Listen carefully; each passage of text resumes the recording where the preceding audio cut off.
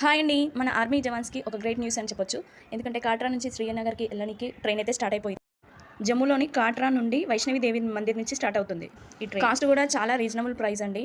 Previous అయితే ఎళ్ళనీకి ఫ్లైట్‌కి వెళ్ళేది. Train అయితే నో ఛాన్స్. బట్ ఇప్పుడు train journey that reasonable price and 2-3 అవర్స్‌లోనే శ్రీనగర్‌కి అయితే వెళ్ళిపోవచ్చు. ఈ రైల్వే బ్రిడ్జ్ ఈఫిల్ టవర్ కంటే ఎత్తైన బ్రిడ్జ్ అంట. So great. మనం కాశ్మీర్‌ని ఎంత డెవలప్‌మెంట్ చేద్దామని మనం చూస్తుంటే పాకిస్తాన్ వాళ్ళు అది చూసి తట్టుకోలేకనే అటాక్ చేస్తున్నట్టున్నారు. ఇంకా రెసిపీలోకి వెళ్ళిపోతే ఈరోజు మాత్రం ఆలూ పరాటా అయితే చేశానండి. ఆలూ పరాటా నా స్టైల్లో ఎలా చేస్తానో చూడండి. ఈ స్టైల్లో చేస్తేనే మా ఇంట్లో వాళ్ళైతే తింటారండి. ముందుగా ఆలూను బాయిల్ చేసుకొని పక్కన పెట్టుకోవాలి.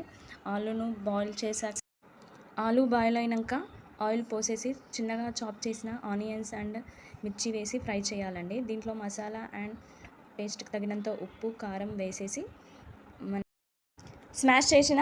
బాయిల్ చేసి స్మాష్ చేసి పెట్టుకున్న ఆలూని అయితే మనం ఈ పోపులో అయితే వేయాలండి. పోపులో వేసిన తర్వాత మనం చిన్న చిన్న బాల్స్ అయితే రెడీ చేసుకొని పెట్టుకోవాలి. ఆలూ బాల్స్ చపాతీ పిండిని చిన్న చిన్న ఉండలాగా చేసుకొని పక్కన పెట్టుకొని కొంచెం ఈవెన్గా స్ప్రెడ్ చేసి అందులో ఆలూ బాల్ని అయితే ఫిలప్ చేసి మనం చపాతీ పరాటా లాగానైతే ప్రెస్ చేసుకోండి. ఇలా చేస్తే ఈజీగా చేసుకోవచ్చు, ఎంతైనా చేసుకోవచ్చు.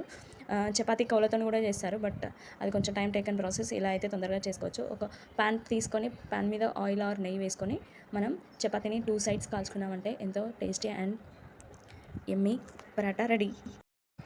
ఎప్పుడు ఇడ్లీ దోశ అయినా అప్పుడప్పుడు ఇలా ట్రై చేయండి. చాలా టేస్టీగా అండ్ బాగుంటుంది.